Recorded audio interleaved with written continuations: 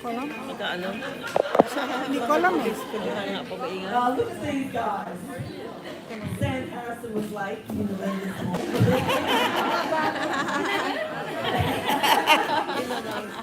Detective Sergeant Sam Harrison. Yes.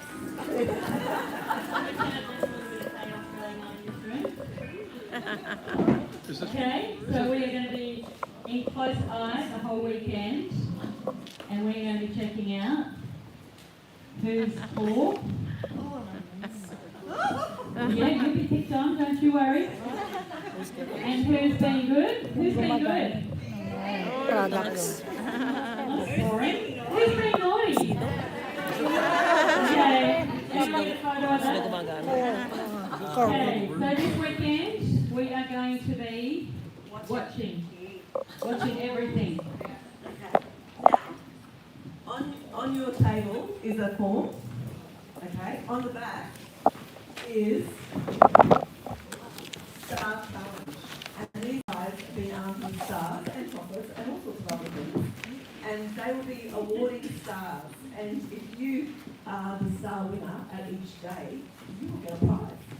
And at the end of the day too, you will get a great prize. Whoever's got the most stars. So And we also take the stars off. So why would you get your stars off? Well, if you don't look like you're paying attention when someone's speaking, yes you. If you don't remember your code to get in your room, Not yet. you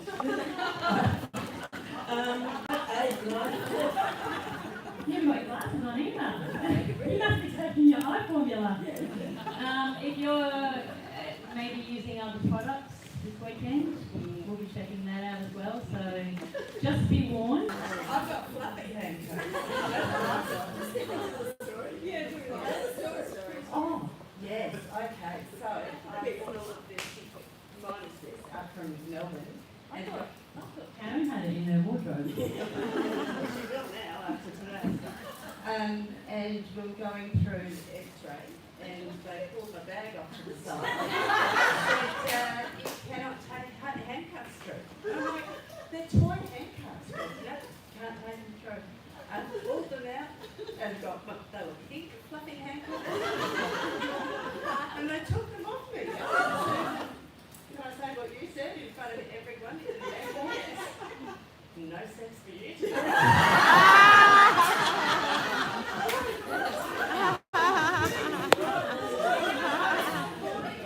Anyway, so we went to, Karen and I went down to surface to.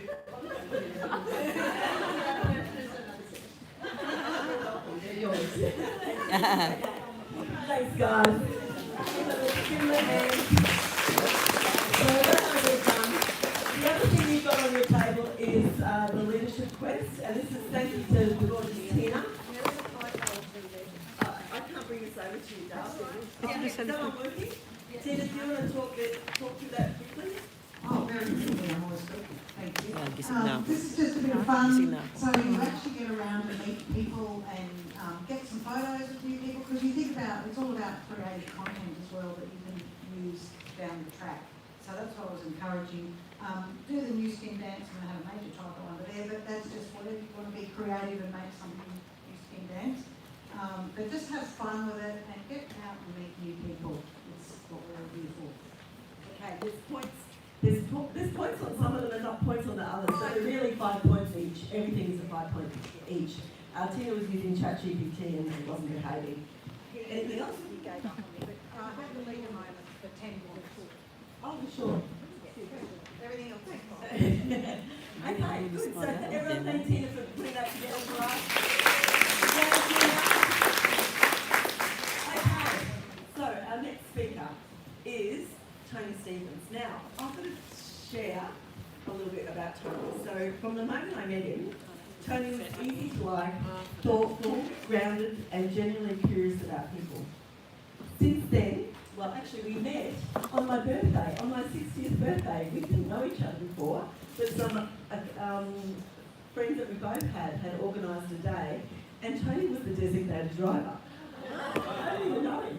Anyway, I turned up at Tone's place, and I wasn't drinking, so we ended up just hanging out together for the day with the whole group, and it was lots of fun. But since then, we're both part of the same business group, and every week I find myself learning from his insight and his perspective. Tony's here today to share his wisdom on personal and professional growth and to give us some powerful hints and tips on how to grow to the next level, both in life and in business. Just like our theme, Awaken the Leader Within, Tony reminds us that the magic is within you. And just like magic, the answer is in you too. Please help me in giving him a great New Skin welcome.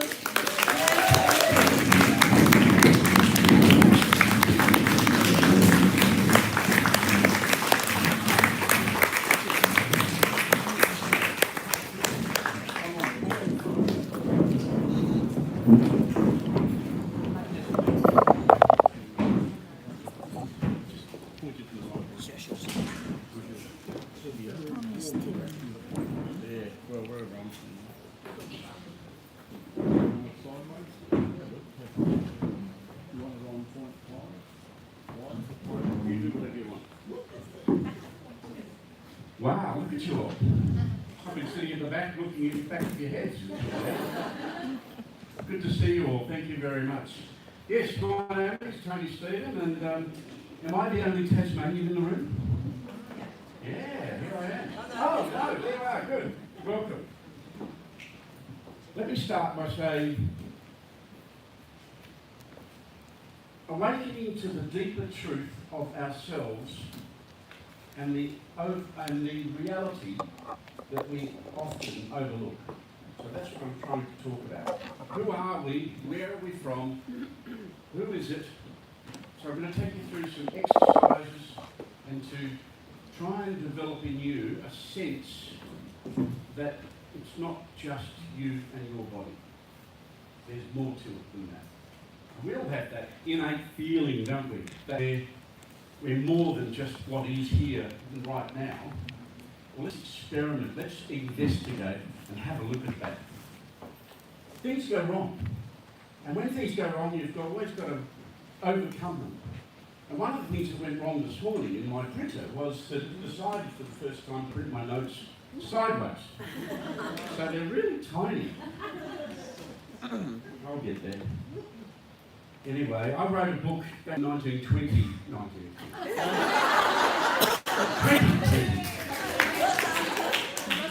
I'm very old. And that book was called The Answer Is You. And it was an investigation into self-responsibility. And just quickly, there was the idea, the concept of the book, and there's copies of it at the back. The concept of the book is that you're in charge of the 7 stages of something coming into being. You have ideas, and it's up to you what you do with those ideas, whether you have them, whether you're ready for them. You have thoughts. You manage your thoughts, or you can manage your thoughts. You have words, and they are the beginning of all manifestations. You have actions, where the rubber hits the road. You have reactions, where you have to take responsibility for them as well. Your interactions, and the knowledge that comes from that whole process. So the book's that structure, and it talks about how you have an influence over each one of those steps. And you can change the way your life goes by interfering with what the world is doing to you. You have the opportunity to take charge. I am writing a second book. And just true to form, I'm taking my time. I'm not pushing through as well as I should be. But I'm close. I've got 119 pages done at the moment, and I've got to go back through that many times, I know. But it's called Awaken to Reality, or Wake Up. I don't know which yet. But that is putting what I've written in the first book into practice. So that'll come out soon, I hope, next year. How do I get qualified to be this person who can write books? Well, it was a bit of an accident, really, because I had a wonderful family, I had a great childhood, there was a divorce involved, there was a rough trot at school, I guess you could say, but generally I was normal. But I went to Sunday school, as a child. I suppose many of us did back in the day. But I also questioned through my adolescence what the miracles that the Bible talked about. And I thought to myself, come on, let's get real. And so I discounted it a lot. But one day, I'm sitting at work at a radio station in Launceston saying that I didn't believe in the Bible, and the man that I was talking to, I mentioned him, Rex, he said, it's not the story, it's the parable, it's the message behind it. And that gave me an opening. That's one of those light bulb moments in my life, which I'm sure you have all had as well. And I looked at these stories again, realised it was different to the way I had seen it. Finally, after meeting my wife, we discovered another organisation, about 1990 it was, and that was the Theosophical Society. Has anybody heard of that? Not many, but I'm glad you have, and it's a privilege to have done so. But it's a philosophical group that studies religion and science, and they look into the nature of what the debates are in our community about religion and science and philosophy, and it's fascinating. Some of them do take it too far, I feel, but I like to stay rooted in logic. And I'm happy to say, I don't know, when I don't know. But so many human beings, they leap to something extra, something further, when the miracle's already there. You don't have to have something magic to see the miracle. If you want to see the miracle, look in the mirror. The odds of you existing are trillions to one. The combinations of DNA are quadrillions. And then to you, as you are, through your parents and through your experience, the odds are infinitesimal. So you are amazing already. And we forget that. We forget that. So when I went through the worst thing that happened to me, other than losing my mother, which was early, I did what a lot of us have done, and that is the inevitable divorce. And that broke me. I felt really, really terrible. Crying in a hotel room in Melbourne, wondering what the hell I was going to do with the rest of my life. I thought I'd lost my family, I thought I lost everything. I was about to lose my business. But somehow I struggled through. My dad told me to take 2 years, he lied, it was 3 years. I got through it, and I started reading personal development. And a lot of it started to make sense. My ex-wife was on the same course, and we both became friends again. And we're very close now. Every time I lose a girlfriend, I talk to my wife. She's a great, beautiful, and now lovely grandmother, and I'm very pleased to have her in my life. She lives in Hobart, so I'm often down there. But knowing that I could actually stop myself from reacting badly meant that all these opportunities that were in front of me could come back and present themselves again. And I am very close to my wife, ex-wife. But I'm very privileged to be able to say I've got a wide range of friends. And many times it's because I don't upset them, because I don't have to react to their shit. I can leave it alone and just watch.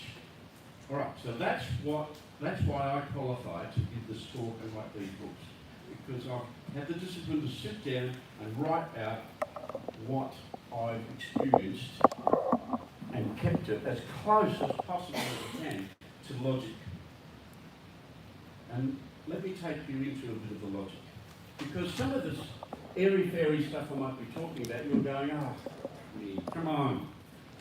Well, I've kept it as close to science as possible. And one of the beautiful things about being alive today is that we're alive in a period after Albert Einstein, who changed the world of thinking when it comes to quantum mechanics. And you've all heard about the different personal development people out there saying quantum awakening. Really? No, look at the science and see that there is a relation between the way we exist right here now and what we think, what we do, and how we can experience this world. So let me take you down the science for a couple of seconds. I won't bore you. In this macro world, where everything is of size, physics rules.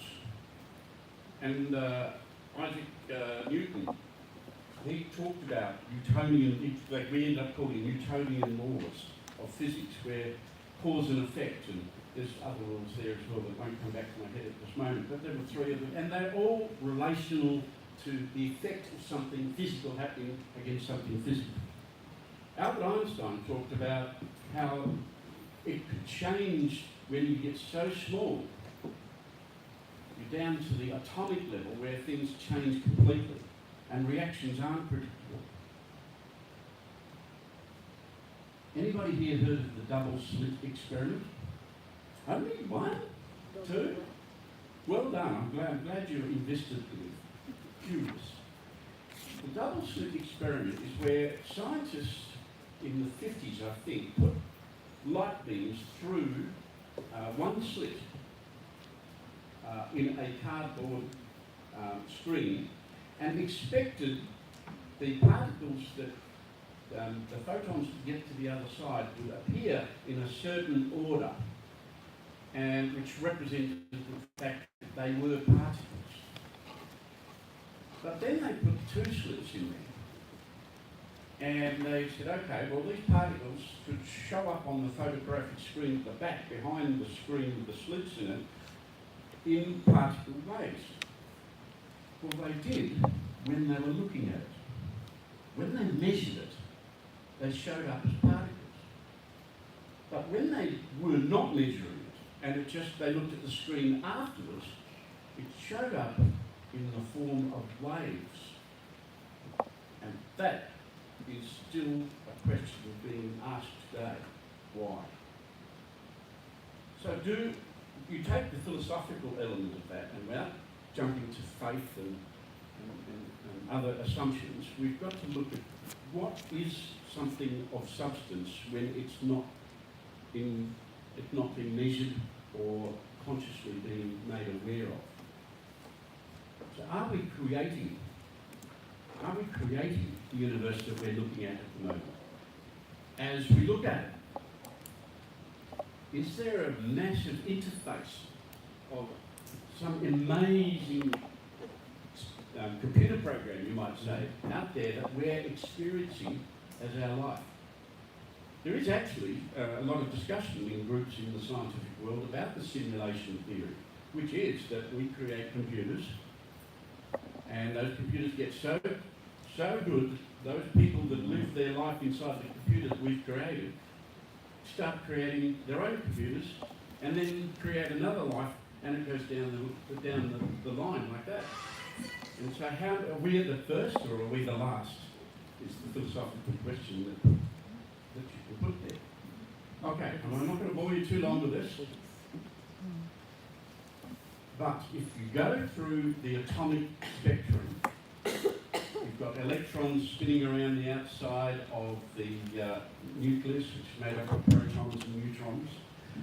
These particles are all made up of quarks, which are even smaller, and the quarks, it's theorised, are made up of strings.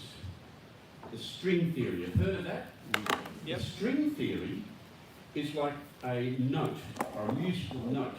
If you pluck that string or interfere with it in any way, it will reverberate and appear in and out of wave to particle. And that's called a vibration. Now the trick is, we have, just by being in the right zone, the ability to influence what comes into existence and what doesn't. Now, I'm not saying this is absolute because the science is not there yet. But I think we can all say that with the right attitude we can make things happen. Right? And So that foundation that science is building, is getting so close to what we all know of about the spirituality that we're experiencing, of our own experience, ourselves, our humanity. It's getting close. We might not see it, but I have a feeling our children will. So what I'm trying to get to here is that it's a doorway to awakening, to experience, to self-responsibility. Right, I think it's time. I want you all to just sit there and relax. Take a couple of deep breaths. Okay, now, symmetrical if you can. Now, if you're at a table, put your hands on the table, clear everything away. Hands on the table, face on the table. And if you're not, put it on your knees. Okay, now, 5 deep breaths. I'm taking you somewhere now, so I want you to do 5 deep breaths. 1, 2, 3, close your eyes, 4, and 5. Peaceful, quiet, but aware. You are aware. You feel the people around you. You're in a crowded room. 4 regular, soft, deep breaths. You feel your toes. Let them go. And you feel your knees and your shins. Let them go. Okay, your hips, your buttocks, let it all just relax. Let energy flow out of them. Your abdomen, your chest, just flow. Unclench your jaw. Let it rest.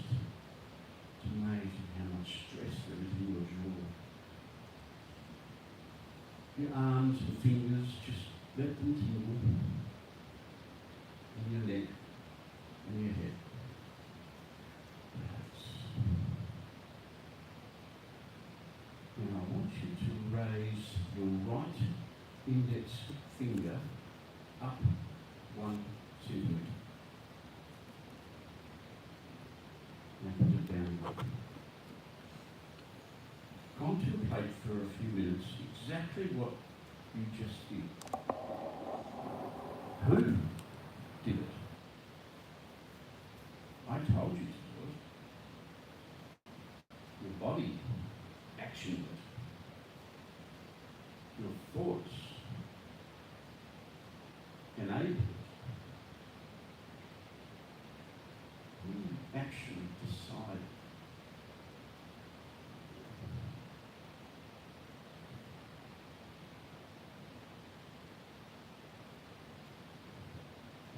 Wake up.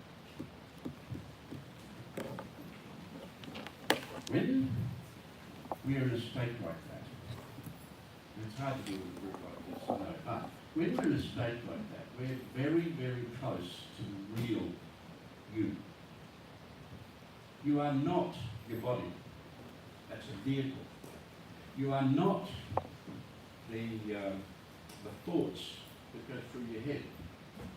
They're your instruction panel. They're the, you let those thoughts happen or not happen, or let them just roll. They're not you. But in between those thoughts, you'll probably realise that there's something in between, within the space.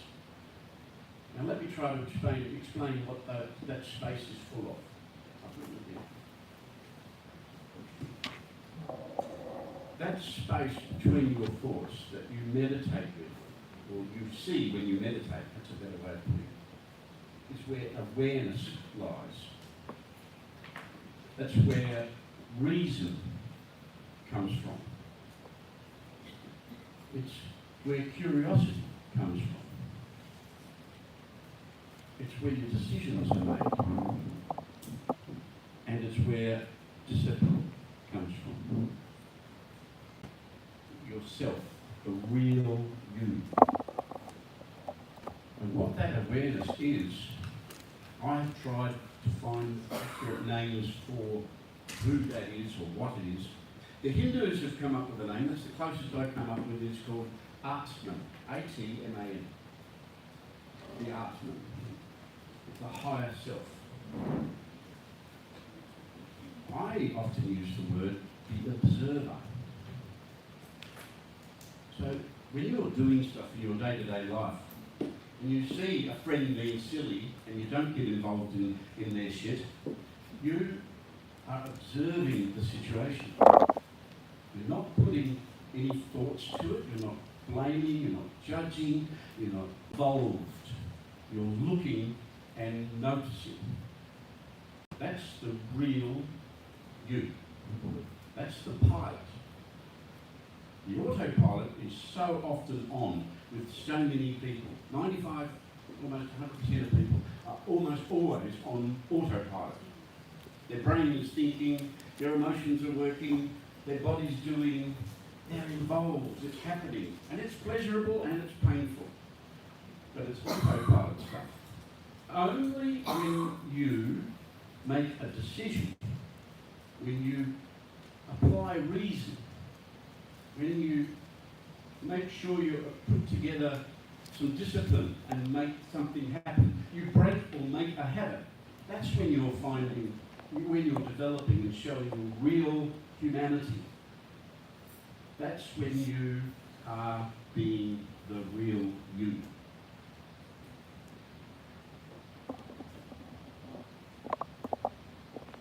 But how do you, I'm talking to you with words now. And these words are coming out and you're hearing the messages, and it's a very clumsy way of communicating to you. If I could talk to you telepathically and give you the feeling, give you the meaning, give you the worth, it would be so much more effective. I think that might be exclusive to the realm after our life. Here on earth, we've got to face up to the fact that we are alive, we are individualised, we are separate, but we belong. And so we do communicate in this clumsy old way, and we do get the message out, and we can get people to feel what we want them to feel. And as individuals, we can decide whether we want to feel that way. So that's the experiment I wanted to take you through, is that to understand that there is a pilot behind the autopilot of the airplane that is your body and your mind. That's the element. When you're about to make a sales call and you say, no, I'll have a cup of coffee first, which I do all the time, of course. The pilots should step in and say, not this time. You can have a coffee after the next call. After the next, or make an appointment and have a coffee with them. But that's the whole point, is that discipline, that visioning, that awareness that I'm talking about lies inside you, and that's the part of you. You're to be successful, you need to apply more than not. And so many people out there don't apply it at all. There was there is a town, small city in Greece called Delphi, I think it's called, and it's got an old ancient temple there from years, thousands of years ago, and across the top of the entrance it had "Know Thyself." It's a well-known philosophical position that many scientists and wise men and women have used in the past. Know thyself. My position, my reasoning says what I just explained to you and got you to meditate on then. That is the answer to the question. If you know yourself, you know that you can be responsible to yourself, and you're aware of it. So you're using your thoughts as a tool to be aware of the real you. And that's knowing thyself. So, in life, Karen, tell me when I'm going too long. Justine is in charge. So again? Justine. Right, okay. Good. The second part of what I want to talk about is applying some of that. Because later today, apparently, you're going to be doing some goal setting. Great, I've got the forerunner. A forerunner to goal setting is setting or identifying your values. Now, I often ask people, do you have values? Yes, of course I've got values, lots of values. Name one. Oh, I want to help people. And good. But what are values? And has anybody here in the room written them down? Put your hand up a lot, I like it. That's exactly, if I've written them down, and I've come up with one that I didn't know was my top value, but I react to it all the time. And that, for me, gets me into trouble, because I can't stand when there's no fairness. Fairness is a vital value to me, and I wasn't even aware of it until I discovered it through my own studies and exercises. Because I could have an argument with someone because they weren't being fair to someone. And why would I do that? But there it is, it's entrenched. So identifying your values before going into your goal setting, because if your goal setting and the goals you've written down are not in line with your values, you are destined for failure. So it's important to make sure that you test all of your goals against your identified values. Now the values grow, they don't just appear, they come from a place. They come from a place where your parents would be the first example of how you were brought up, how you were told what was right and wrong when you were a young child. So that you look there, look inside your childhood, look back into the past and identify what your mum and dad used to say to you all the time. What values did they give you? Experiences at school gave me a lot of values. The fairness one, I think, came from there, because I was bullied a bit. I was only a little guy. But I managed to get a bit of a gift of the gab to escape some of that. But fairness definitely tops my tree because of my experience at high school. And I've seen it in other times. I mean, I remember back in primary school, I lived in Cairns for about 2 or 3 years, and I was walking home barefooted, as you were in those days, through the park, and there was a bunch of boys there. Yes, they were Indigenous, but that's beside that they scared me, and they grabbed me, and they were just about to pulverise me, but something distracted them, and I got home in a terrible mess. But that affects a 7 or 8 year old boy when he gets home, or during the experience, and then it affects you. It gives you an experience to look back on and say, that is going to develop my values in the future. And once again, fairness. But we're all different. We all have different experiences.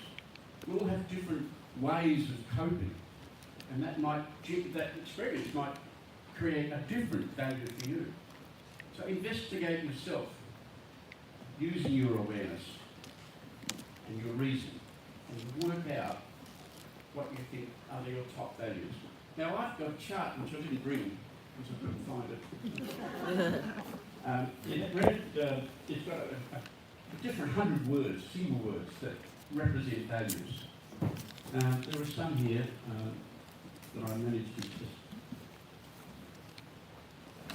respect, honesty, responsibility. This one's a good one. Gratitude. I've elevated that one. Kindness, courage, patience, generosity, integrity. Oh, perseverance is a good one. they're just a sample that I've Googled because I couldn't find my full list. There's hundreds of words you can pick on and identify them. And then the second, once you've got, say, 20 of them down that you really identify them, you can put them into an order just by contemplating each one. Say that's worth 10 points or that's worth 8 points. And then eventually you'll come up with your top 5 values and then apply them to your goals that you'll set this afternoon. I did that and it gave me another one of those light bulb moments because I could see the way I was behaving and all of a sudden I realised why I was behaving that way. Lastly, just before we end, ever heard of this big situation where, oh, Jenny, she talked to us, she used the word, she was in the zone. That's an amazing experience. It's only happened to me a couple of times when you're right in there. We've only got one Tasmanian here, but Matt Wellington, you know that in Hobart? I ran to the top of that twice in the Point to Pinnacle race. It's a half a marathon. I tell you what, you needed to be in the zone there. Oh, it's a 22 kilometre race, but it was 1.2 kilometres up. So from the point there's a rest point, Casino on the water to the top of the mountain. Being in the zone, you felt it. You know, it just meant your body was on automatic run, and it was just running. Like you were outside of it. You got a great feeling of, I can do this. Just because you were there and you were feeling it. Okay, so that zone feeling, that's being in the zone, is what I call, or what lots of people call, being in state.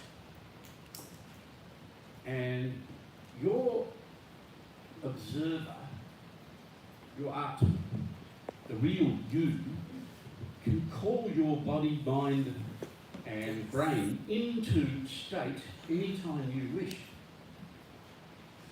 So the trick is that you have got to be the pilot and turn off autopilot and say, okay, I'm in charge now and we're going to make those phone calls, we're going to go and have that appointment, we're going to make the next move that's required for your business, or whatever part of your life you wish to grow. But that's the self-responsibility I'm talking about. Being in state at call. I hope that it's kind of got through. A lot of you are looking at me, so I think I've got your attention. All right? So I'll leave it with you. What I would like to do is ask if there are any... Can I look after this part myself, the questions? Any comments? Because I'd rather, if there are anybody here, I don't need questions, but if you want to ask one, that's okay. But I want to get some feedback for my next book about what you think about what I've been talking about. Are you in agreement? Yes. Please. I'll make a statement about what you're talking about, Yep. because it definitely relates to me. I'm in a flow state all the time, and especially when I'm in a meditation or in a drawing or any of that. But if anyone's interested in flow state, what you're talking about, or the observer, there's a book by Michael Singer, and it's called The Untethered Soul. Untethered Soul by Michael Singer. It's a beautiful book about exactly what you're talking about. Brilliant. There's so much out there, and it really is wonderful. Wayne Dyer. Anybody heard of Wayne Dyer? Yep. Wow. Right? There are lots of authors out there, and fortunately now I'm one of them. Anybody else? Please. I love what you talk about. I do a lot of meditation and I always see in colors. And one of my colors is lavender blue, and that's very spiritual grow. So that's how I master, Perfect. how I move forward. Yeah. So it really works. I didn't talk about emotions at all. I had it on my list. But just as you can think about your brain, you can think about your head and your mind, your emotions come from part of that. We all say it's the heart. The heart's a pump. There are scientific investigations showing that neurons do exist in the heart as well, I agree. But basically it's a pump. It's the frontal lobe here, the limbic brain it's called. That's where the emotions actually come from, and they can be watched and they can be turned on and off, and you can decide or not to react to them. Keep that in your brain, because if you're watching somebody lose their temper, just stand back. Or if you're about to lose your temper, you can stop it. The pilot needs to be intervened, not the autopilot. Thank you so much. I just love you.